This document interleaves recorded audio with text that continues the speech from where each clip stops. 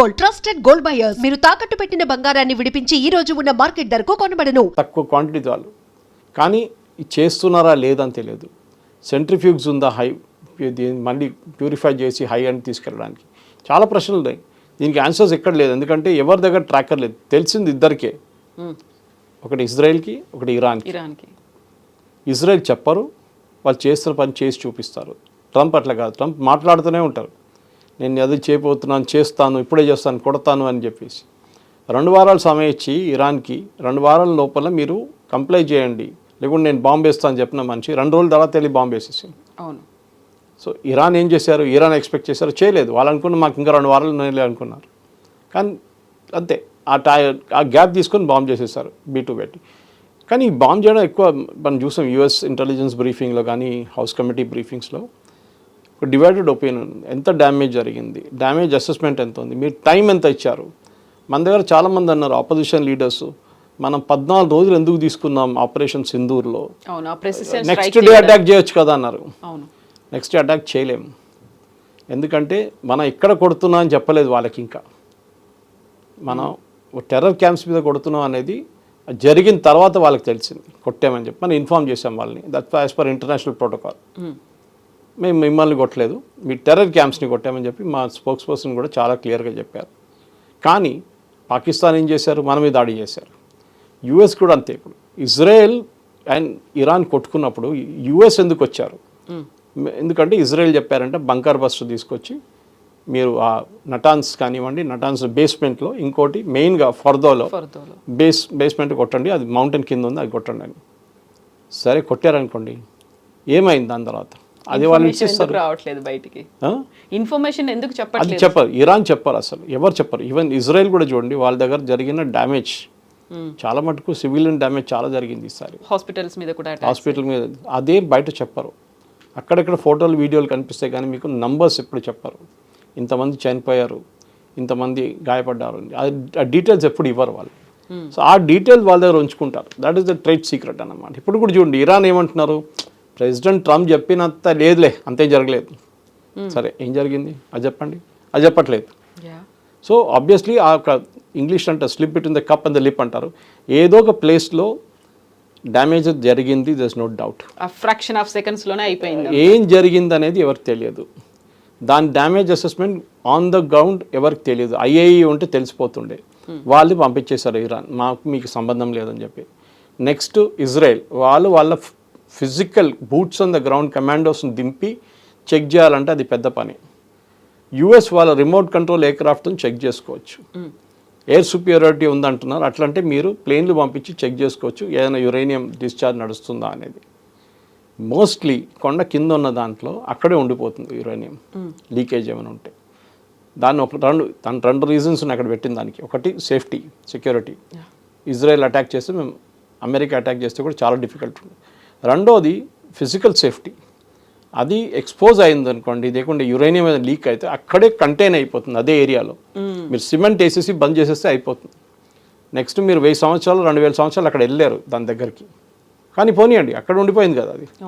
దాని చుట్టుపక్కల మనుషులు ఎవరు లేరు, జనావాసాలు లేవు, నీళ్లు పొల్యూషన్ జరగదు అసలు. వర్షం వస్తే నీళ్ళు చెరువులకు వెళ్ళిపోతే చెరువు నుంచి మళ్ళీ ఆ ప్రాబ్లం లేదు వీళ్ళకి. సో ఓవరాల్ మనం చూస్తే ట్రంప్కి బేసిక్లీ ఒక వరల్డ్స్ పోలీస్మెన్ అంటారు యుఎస్ని ఎప్పుడు. He wants to show that we're the world's policemen again. దాంట్లో రష్యా వినట్లేదు, యుక్రెయిన్ వినట్లేదు అని చెప్పింది అట్లా. పాకిస్తాన్ ఎందుకు విన్నారంటే వాళ్ళ న్యూక్లియర్ వెపన్స్ గురించి ఒక భయం ఉండే, భారతదేశం దాన్ని కొడతారో అని. అది కొడితే పాకిస్తాన్ రేపు ఇంకా నెక్స్ట్ వార్కి అసలు ఏం చేయలేరు. మూడోది పాకిస్తాన్ డబ్బులు కావాలండే, అది ఇచ్చారు UN నుంచి అండ్ IMF నుంచి. మెయిన్లీ ఇప్పుడు జరగబోయేది, ఇప్పుడు చాలామంది అడుగుతున్నారు, సరే ఇది ఆగిపోయింది కదా, నెక్స్ట్ ఏంటి, what next? Nothing next actually. ఎందుకంటే ఒక 2-3 నెలల దాకా ఏం కాదు. ఇజ్రాయెల్ వాళ్ళ లాసెస్ని రీకూప్ చేసుకుంటున్నారు. వాళ్ళ దగ్గర జరిగిన డ్యామేజ్ జరిగింది, సివిలియన్ ఏరియాస్లో చాలా జరిగింది డ్యామేజ్. చాలామంది చనిపోయారు, బిల్డింగ్స్ డ్యామేజ్ అయింది, అంతా రీబిల్డ్ చేయాల్సి వస్తుంది. అదే టైంలో ఇరాన్ ఏం చేయబోతుందో చూస్తుంటారు US కూడా. మళ్ళీ వీళ్ళు న్యూక్లియర్ ఎన్రిచ్మెంట్ మొదలు పెట్టారనుకోండి, మళ్ళీ దాడి అవుతుంది. జరగదు, వాళ్ళు అక్కడే ఉన్నారంటే ఎన్ని నెలల దాకా, 2 నెలలు 3 నెలల దాకా ఉంటారు, దాని తర్వాత మళ్ళీ మొదలు పెడతారు వాళ్ళు.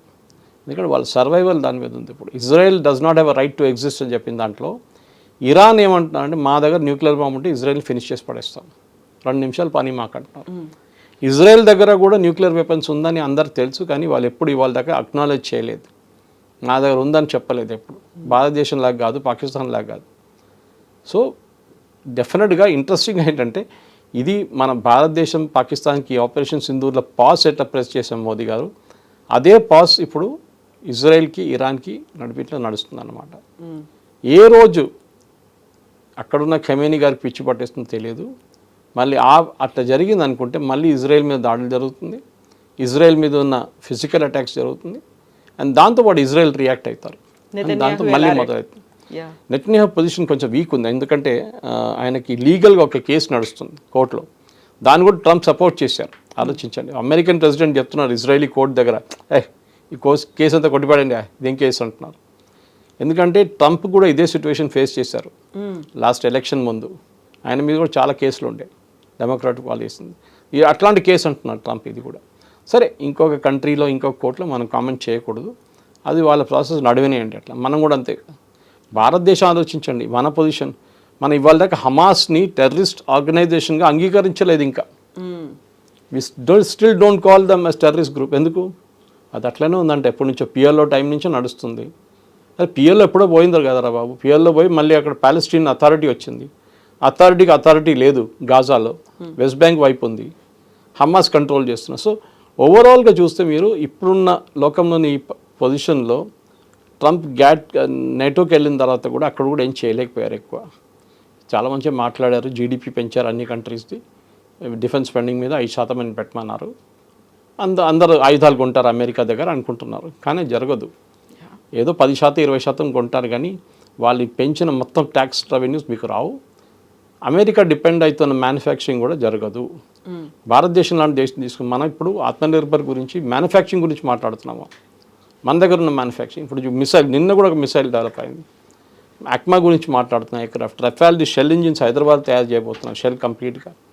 దాన్ని చూస్తే ఏమవుతుందంటే ఓవరాల్ పిక్చర్ ట్రంప్కి ఒక లీడర్షిప్ పొజిషన్ డినై చేయడంలో మోదీ గారు లాంటి లీడర్స్ కూడా చాలా ఇంపార్టెంట్. ఏం చెప్పకుండా చేసే పని, పెద్ద స్టేట్మెంట్ ఏమి ఇవ్వలేదు, ట్రంప్ ఇదని చెప్పి ఎక్కడ తిట్టలేదు. ఇదంతా వీళ్ళు చేస్తుంటారు కదా, పుటిన్ కానీ జెలెన్స్కీ కానీ మిగతా వాళ్ళందరూ ట్రంప్ని తిడుతూనే ఉంటారు, ఈవెన్ ఇంక్లూడింగ్ ఇరాన్. కానీ భారతదేశం ట్రంప్ క్రిటిసైజ్ చేయలేదు. అక్కడిక్కడ లీడర్లు చేస్తుంటారు, కానీ యాజ్ అన్ అఫీషియల్ పొజిషన్ మన ఏం చెప్పట్లేదు వాళ్ళు, వీఆర్ కీపింగ్ క్వైట్ అన్నమాట. ఇప్పుడు మీరు ఒక మాట అన్నారు, యురేనియంకి సంబంధించి ఆ బేస్ ఎక్కడుంది అనేది ఓన్లీ ఇరాన్ అండ్ ఇజ్రాయెల్కి తెలుసు అనుకున్నప్పుడు, ఇజ్రాయెల్ దగ్గర ఉన్నటువంటి ఇంటెలిజెన్స్ వ్యవస్థ అనేది ద మోస్ట్ పవర్ఫుల్. అక్కడ స్పై ఏజెంట్లు ఇరాన్లో కూడా ఉన్నారు, ఇంక్లూడింగ్ వాళ్ళ మిలిటరీలో కూడా వర్క్ చేస్తారు అనుకున్నప్పుడు వై దే ఆర్ వెయిటింగ్? మనకి వాళ్ళు కూడా ఒక సరైన సమయం వస్తుంది అనే దాంట్లోనే ఆ పాజ్ బటన్ని అలాగే ప్రెస్ చేసి ఉంచారా? ఇరాన్కి ఏంటంటే భయం, ఇజ్రాయెల్ వాళ్ళకి అమెరికా మీద అంత భయం లేదు, కానీ ఇజ్రాయెల్ ఏం చేస్తారో మన అందరికి తెలుసు. వాళ్ళు మొత్తం మిలిటరీ లీడర్షిప్ని ఒకటే స్ట్రోక్లో కొట్టేశారు. ఓకే, అండ్ నెక్స్ట్ ఇక్కడేమో I think operation red line ఏదో అది పేరు, దాని ఆపరేషన్ పేరు రైజింగ్ హ్యామర్ ఒకటి, రైజింగ్ హ్యామర్ యూఎస్ పెట్టేశారు. రెడ్ లైన్ ఇదేం జరిగిందంటే మన ఇజ్రాయెల్ నుంచి వచ్చిన ఆపరేషన్లో స్పెసిఫిక్లీ లీడర్షిప్ని టార్గెట్ చేయడంలో గేమ్ ఆఫ్ థ్రోన్స్లో ఒక సీన్ ఉంది. ఒక బ్రైడ్ వాళ్ళ ఫ్యామిలీ, బ్రైడ్ గ్రూప్ని మొత్తం ఆ ఫ్యామిలీని కొట్టేస్తారు, కంప్లీట్గా ఫినిష్ చేసేస్తారు. అదే స్ట్రాటజీ యూజ్ చేశారు దీంట్లో కూడా, ఆ పేరు కూడా అదే పెట్టారు.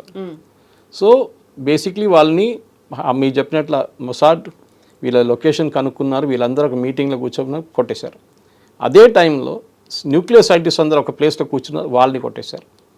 ఈ మీటింగ్ ఎవరో ఇప్పుడు చెప్తున్నారు ఏంటంటే ఈ లీడర్షిప్ మీటింగ్ ఎవరు కాల్ చేశారో ఎవరికి తెలియదు, బహుశా ఇజ్రాయెలే కాల్ చేస్తుంటారు ఆ మీటింగ్. వీరెవరో ఫోన్ చేశారని చెప్పి పేజర్ అటాక్ మన అందరికి తెలుసు ఎట్లా చేశారు. Same type of strategy. So ఇజ్రాయెల్కి యురేనియం ఎక్కడ ఉందో ఎందుకు తెలుసు అంటే we have been watching Iran continuously. America అట్లా కాదు, ఇప్పుడు బాంబ్ కొట్టేసారు అయిపోయింది అంతా వెళ్ళి రిలాక్స్ చేసుకుంటున్నారు. ఇజ్రాయెల్ అంటే వాళ్ళకి ఎగ్జిస్టెన్షియల్ థ్రెట్ ఉంది. ఎందుకంటే ఇజ్రాయెల్ లాంటి దేశం ఏమంటున్నారంటే, ఖమేనీ ఏమంటున్నారు, Israel has no right to exist, Israel ఉండకూడదు. అట్లన్నప్పుడు మేము ఉన్నామని చూపించాలి కదా వాళ్ళకి. దే విల్ ట్రాక్ వాళ్ళకి తెలుసు యురేనియం ఎక్కడ ఉందని. యురేనియం అనేది నేను చెప్పినట్లు మనం ఏదో బ్యాగ్లు వేసుకొని తీసుకెళ్ళలేము, మనం దాన్ని లారీలు వేసుకొని తీసుకెళ్ళలేము. నేను చాలామంది మన పబ్లికేషన్స్ ఇండియాలో వాళ్ళు రాసిన చూసి నేను నవ్వాను అనమాట.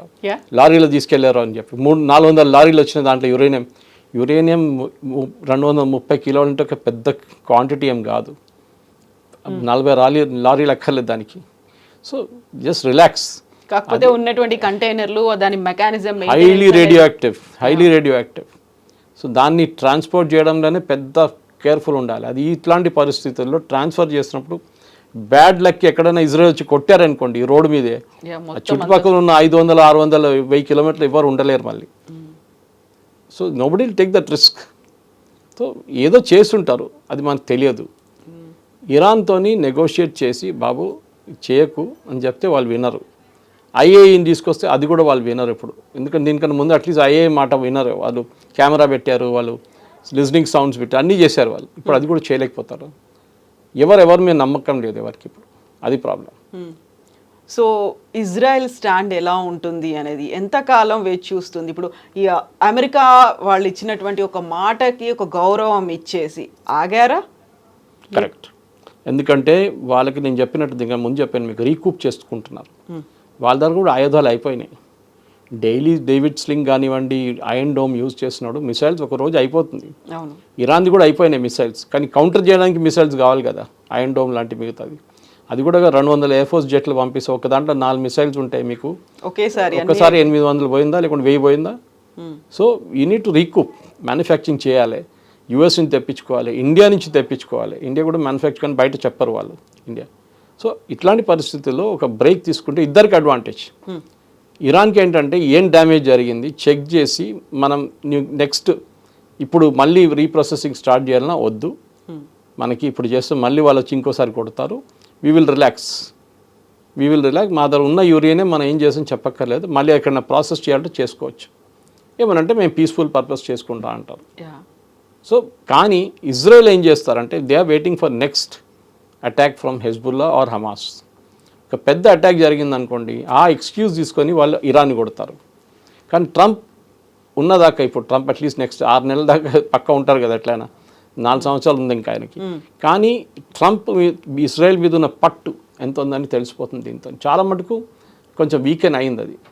ఇజ్రాయెల్ అనౌన్స్ చేసిన తర్వాత కూడా వాళ్ళు 200 ఎకరాలు మళ్ళీ పంపించారు ఇరాన్కి బాంబ్ చేయడానికి. ట్రంప్కి ఆల్మోస్ట్ పిచ్చి పట్టేస్తుంది. Use the very bad language, F language use చేశారు ఆయన. They don't know what the doing అని చెప్పేశారు ఆయన. సో ఆ పరిస్థితికి వచ్చేస్తుంది. అంటే నా మాట వినట్లేదు వీరెవరు, ఏంటిది అని. సో ఇజ్రాయెల్ కూడా దే ఆర్ వెయిటింగ్. రేపు ఇరాన్ ఏం అనౌన్స్ చేస్తారంటే మా యురేనియం ప్రొడక్షన్ మళ్ళీ మొదలు పెడతామంటే అప్పుడు అమెరికా ప్యానిక్ అవుతుంది. మళ్ళీ ఇరాన్ దగ్గర వెళ్ళి ఇజ్రాయెల్ దగ్గర వెళ్ళి ఏం చెప్తారంటే మీరు కొట్టండి, మీరు ఏం కావాలంటే చేసుకోండి, ఎందుకంటే సీజ్ ఫైర్ వైలేట్ అయిందని చెప్పేసి. దానికి వెయిట్ చేస్తాం. ఒక మిసైల్ ఎక్కడ పోయింది అనుకోండి, ఒక మిసైల్ ఇక్కడ వస్తే సీజ్ ఫైర్ ఇస్ అవుట్, మళ్ళీ యుద్ధం మొదలు కావు. కానీ దానికి కొంచెం రీకూప్ చేసుకొని వీళ్ళ ఎయిర్ ఫోర్స్ పైలట్స్ కానివ్వండి మిగతా అందరికి రెస్ట్ ఇచ్చి 2-3 వారాలు రెస్ట్ తీసుకొని మళ్ళీ వచ్చి కొట్టడం ఉంటుంది. ఎందుకంటే హిస్టరీ నుంచి 1948 నుంచి ఈ యుద్ధం నడుస్తుంది. అప్పుడు ఈజిప్ట్, జార్డన్, లెబనాన్ అందరు కలిసి అటాక్ చేశారు, ఇజ్రాయెల్ మీద దాడి చేశారు. ఇప్పుడు ఇరాన్ దాడి చేశారు, ఇరాన్ ప్రాక్సీస్ దాడి చేస్తున్నారు. సో నెక్స్ట్ సిచ్యువేషన్కి రావడానికి Israel is waiting for one small mistake from Iran. అది చెప్పగానే వాళ్ళు చెప్పేస్తారు ట్రంప్కి, చూడండి వాళ్ళు యురేనియం ఇక్కడ పెట్టుకున్నారు, వాళ్ళు ప్రాసెస్ చేస్తున్నారు, మీరేం చెప్తారంటే వెళ్ళి కొట్టేశారా బాబు నాకు తెలియదు అని చెప్పేస్తారు. బికాస్ ప్రెసిడెంట్ ట్రంప్కి ఏంటంటే ఆయన ఒక పీస్ మేకర్గా చూపిస్తున్నారు ఆయన్ని. కానీ ఆయనే B2 పంపించింది కదా బాంబు చేయడానికి. బాంబులు వేసిన తర్వాత హిందీలు అంటారు బిల్లి సౌ చూవే కాకే హచ్కోగాయని. పిల్లి ఒక 100 ఎలకలు తినేసి మళ్ళీ హజ్కి వెళ్ళిందంట. అట్లా ఆ పరిస్థితి ఇది. సో డెఫినెట్గా ఒక ట్రంప్ చేసిన తప్పులు ఉన్నాయి, చాలా ఉన్నాయి, మిస్టేక్స్, స్ట్రాటజిక్ మిస్టేక్స్ చాలా ఉన్నాయి. B2 యూజ్ చేయాలన్నా వద్దా, మీరు మీకు మొత్తం డెస్ట్రాయ్ చేయకపోతే మీరు ఎందుకు సెకండ్ ట్రిప్ ఎందుకు వెళ్ళలేదు ఇంకోసారి? ఇద్దరు ఇన్ని B2 బాంబర్స్ ఉంది కదా, సెకండ్ వేవ్ ఎందుకు కొట్టలేదు? సెకండ్ వేవ్ కొడితే మళ్ళీ మొత్తం అది డెస్ట్రాయ్ అయిపోయి ఉంటుందా? లేకుంటే ఇజ్రాయెల్ దగ్గర ఉన్న ఆయుధాలు వాళ్ళు ఎందుకు వాడట్లేదు? వాళ్ళ దగ్గర ఉన్న ఆయుధాలు కూడా వాడచ్చు, కానీ వాళ్ళు ఆపేసుకున్నారు. మేబీ నెక్స్ట్ రౌండ్లో కొడదామని చెప్పేసి బహుశా జరగచ్చు కూడా. ఇప్పుడు ఫస్ట్ ట్రంప్ మళ్ళీ సెకండ్ టర్మ్లోకి రాగానే చేసిన పని రష్యా అండ్ ఉక్రెయిన్ మధ్య దాంట్లో ఒక డిస్కషన్ అనేది తీసుకొచ్చారు. ఇద్దరు పట్టించుకోలేదు, వినలేదు. ఈవెన్ వైట్ హౌస్కి జెలెన్స్కీని పిలిచారు, కేర్ నాట్ అన్నట్టుగా ఆయన ఉన్నాడు. ఆ తర్వాత మన పాకిస్తాన్ ఆపరేషన్ సింధూరు దీని గురించి మాట్లాడారు. ఆ తర్వాత ఇరాన్ ఇజ్రాయెల్ అయింది. సో ఇక్కడ కూడా ఒక పాజ్ బటన్ లాంటిది ప్రెస్ చేసి ఉంచారు. ఆ తర్వాత ఇంకోటి ఏదో అవబోతుందా మళ్ళీ, are they waiting for that? అలా అనిపిస్తోంది కదా. అమెరికా వెయిట్ చేస్తున్నారండి, కానీ అమెరికాకి ఇంకా యుద్ధాలంటే ఇంకా కొత్త ఏదైనా యుద్ధం తయారు చేయాల్సి వస్తుంది. అది ఎక్కడ లేదు ఇప్పుడు, ఎందుకంటే ఆఫ్రికాలో ఎక్కడో నడుస్తుంది, రువాండా గివాండా అంతా నడుస్తుంది, కానీ పెద్ద వార్ ఎక్కడ లేదు. రిజీమ్ చేంజ్లు ఉన్నాయి కొన్ని, మయన్మార్లో చేపిస్తున్నారు, అది జరగబోతుంది నెక్స్ట్ 6 monthsలో. మయన్మార్లో మోస్ట్లీ మిలిటరీ వాళ్ళ ఒక కూ నడుస్తుంది, మిలిటరీలోనే కొట్టుకుంటారు కొంచెం. ఆఫ్ఘనిస్తాన్ కొంచెం ట్రై చేస్తున్నా కానీ అక్కడ ఏం జరగట్లేదు వాళ్ళతోని, అమెరికాతోని. ఇరాక్లో కూడా ఏం లేదు, లిబియాలో లేదు, చెప్పినట్లు ఎక్కడ లేదు. సో అక్కడ మిగిలింది ఒక్కటే ఏంటంటే ఇరాన్ ఒకటి ఆ ఏరియాలో, ఇంకోటి లెబనన్లో అయితే ఇప్పుడు పీస్ఫుల్గానే ఉన్నారు, వాళ్ళ ప్రాబ్లం లేదు వాళ్ళతోని. లోకంలో మొత్తం మీరు కంప్లీట్గా చూస్తే పొలిటికల్గా అన్స్టేబుల్గా ఉన్న రీజన్ మిడిల్ ఈస్ట్ ఒకటే. కానీ ఇప్పుడు అది కూడా ఈ సీజ్ ఫైర్తో అది కూడా కూల్ అయిపోయింది. ట్రంప్కి ఇంకా కొత్తది ఏమైనా తయారు చేయాలంటే ఏదో కొత్త డ్రామా చేయాల్సి వస్తుంది. నేనైతే ఐ కెనాట్ గెస్ ఏం చేయబోతున్నారని, కానీ ఏదైనా గేమ్ ఉంటుంది. ట్రంప్కి అది చేయకుండా ఆయనకి నెక్స్ట్ ఎలక్షన్ లేదనుకోండి, అది డిఫరెంట్ థింగ్. కానీ డెమోక్రాట్ పార్టీకి ఒక పెద్ద ఛాలెంజ్ ఉంటుంది, ఎందుకంటే వాళ్ళు ట్రంప్ని కిందకి దింపాలంటే, అట్లీస్ట్ రిపబ్లికన్స్ని కిందకి దింపాలంటే ట్రంప్ని కొంచెం కంప్లీట్గా ఒక ఫెయిలియర్గా చూపించాల్సి వస్తుంది. అది జరుగుతుందా లేదా అని మనం చూడాల్సిందే. ఈ వార్తోని, ఈ యుద్ధంతో తెలిసిపోయింది ఒకటి ఏంటంటే, అక్కడ ఒక టర్మ్ వచ్చింది, టాకో అంటారు యూఎస్లో. ట్రంప్ ఆల్వేస్ చికెన్స్ అవుట్ అంటే ఏదైనా ప్రాబ్లం వస్తే ట్రంప్ విత్డ్రా చేసుకుంటారని. అది కానీ ఈసారి ఎందుకు జరిగింది ఎక్స్ప్లెనేషన్ అడగాల్సింది యుఎస్ కాంగ్రెస్లో. ఆల్రెడీ అడుగుతున్నారు డెమోక్రాట్స్ వాళ్ళు, ఎందుకు జరిగింది, ఎందుకు బీటీలు పంపించారు, ఎందుకు ఇమీడియట్గా సీజ్ ఫైర్ అనౌన్స్ చేశారు, ఎందుకు ఇజ్రాయెల్ ఇరాన్ దగ్గర చెక్ చేయకుండా సీజ్ ఫైర్ అనౌన్స్ చేశారు. మన దగ్గర కూడా అంతే చెప్పారు కదా, భారత్ పాకిస్తాన్ చేసుకుంటా అని చెప్పారు, మనకే తెలియదు ఏం నడుస్తుంది అనేది. సో ట్రంప్కి ఏంటంటే ఇన్ ద న్యూస్ ఉండాలి ఆయన, కానీ ఆయన అక్కడున్న లీగల్ ప్రాబ్లమ్స్ చాలా ఉన్నాయి, అక్కడ కోర్టుల కేసులు మస్తు నడుస్తున్నాయి, కాలేజెస్ కానివ్వండి, సిటిజన్షిప్ గురించి కానివ్వండి, ఐస్ గురించి కానివ్వండి, చాలా నడుస్తున్నాయి అక్కడ ప్రాబ్లమ్స్. అది ముందు సార్ట్అవుట్ చేసుకున్న తర్వాత లోకంలో ఉన్న మిగతా ప్రాబ్లం తర్వాత సార్ట్అవుట్ చేసుకోవచ్చు. ఆల్రెడీ మిడిల్ ఈస్ట్ని ఒక అత్యంత ప్రమాదకరమైనటువంటి ప్రాంతంగా ట్రంప్ ముందు నుంచి చెప్తూ వస్తున్నారు, అక్కడ ఉన్న వాళ్ళని ఎవాక్యుయేట్ చేస్తాము ఇలాంటివన్నీ కూడా చెప్తూ వస్తున్నప్పుడు, సో ఇప్పుడు మిడిల్ ఈస్ట్ మీద ఫోకస్ పెట్టుకుంటారా లేకుంటే ప్రపంచవ్యాప్తంగానా, అమెరికానా? మిడిల్ ఈస్ట్ ఇప్పుడు లేదు, అక్కర్లేదు. Middle east quiet. ఇప్పుడు ఇరాన్ ప్రాబ్లం ఒకటే ఉండే, అది సార్ట్అవుట్ అయిపోయింది. హూతీలు మాట్లాడలేదు, హమాస్ ఎక్కువ గొడవ లేదు, హమాస్ ఇజ్రాయెల్ చూసుకుంటున్నారు. ఇటువైపు ఏమో లెబనాన్ అబ్సల్యూట్లీ క్వైట్ అయిపోయారు, అంటే హెజ్బుల్లా క్వైట్ అయిపోయారు. అక్కడ ప్రాబ్లం ఏం లేదు మిడిల్ ఈస్ట్లో. ఇప్పుడు ప్రాబ్లం రాబోతుందంటే ఎకనామిక్ ఫ్రంట్లో రాబోతుంది ట్రంప్కి. ఇది కాదు, not on the war front, economic front. Russia Ukraine ఎప్పుడు ఆపుతారని అది మనం చెప్పలేము, ఎప్పుడు ఆపుతారని. అది వాళ్ళు మొత్తం ఇద్దరు టైర్డ్ అయిపోయినప్పుడు ఆపేస్తారు. ఇప్పటికైతే ఇద్దరు కొట్టుకుంటున్నారు, వీళ్ళు ఆయుధాలు ఇస్తున్నారు మన నేటో, అది జెలెన్స్కీ వాడుకుంటున్నారు. ఇటువైపు ఏమో రష్యా ఇంకా ప్రొడక్షన్ ఎక్కువ చేస్తున్నారు, వాళ్ళు ఇంకా దాడి చేస్తున్నారు. ఇప్పుడు ఎక్కడ ఆగుతుందో, ఇదో ఫుట్బాల్ గేమ్ దాకా టైంఅవుట్ ఉంటుందో లేదో మనకు తెలియదు దీనికి.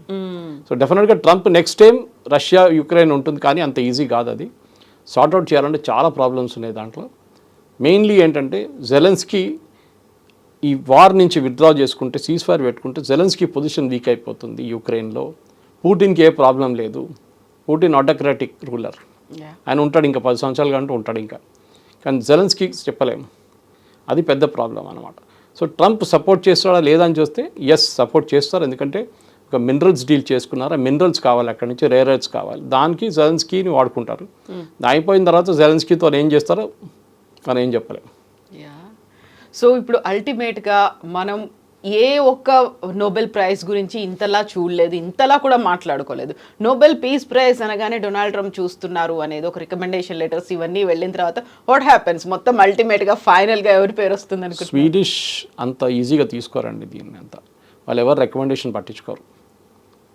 ఆయన నేను రాసిస్తాను మీకు, it will be very surprising decision. ట్రంప్కే తర్వాత అంటే నేను ఎప్పుడు అడగలేదు, ఎవరన్నారు నేను అడిగానని చెప్పి నోబెల్ ప్రైజ్, నేను అప్పుడు అడగలేదు కదా, ఎవరు చెప్పారు నాకు ఇస్తారని చెప్పలేదు కదా అంటారు. తర్వాత ఇంగ్లీష్లో సార్ గ్రేప్స్ అంటాం, దొరకకపోతే తర్వాత దాన్ని తెరుతారు, అయ్యే ఎవరు కావాలి అదంతా అంటారు. అది ఆ పరిస్థితికి ట్రంప్ వచ్చేస్తారు. రియాలిటీ చెక్ అనేది ఒక 6 నెలలు వచ్చేస్తుంది ట్రంప్కి డెఫినెట్గా. సో అప్పటిదాకా ఫోకస్ పెట్టాల్సినటువంటి అంశాలు బోల్డన్ ఉన్నాయి, వాటి మీద ఫోకస్ పెట్టుకుంటే economy, yeah US economy should be the number 1 focus for Trump. అక్కడే పెద్ద డిజాస్టర్ రాబోతుంది. ఏ ఒప్పందం చేశారు కానీ ఒప్పందంలో మ్యానుఫ్యాక్చరింగ్ రావట్లేదు. ఇప్పుడు కూడా మొబైల్ ఫోన్స్ ఇవాళ అనౌన్స్ చేశారు ఫాక్స్కాన్ కానీ మిగతా కంపెనీలు కానీ, ఏ కంపెనీ కానీ మిగతా ఇండియాలో కూడా ప్రొడక్షన్ పెట్టుకుంటున్నాం మేము, ఇండియా నుంచి ప్రొడక్షన్ మూవ్ చేయట్లేదు అన్నప్పుడు ట్రంప్ అమెరికా కోసం ఏం చేస్తారు, మాగా కంటిన్యూ చేస్తారా లేదా అనేది చాలా పెద్ద ప్రాబ్లం.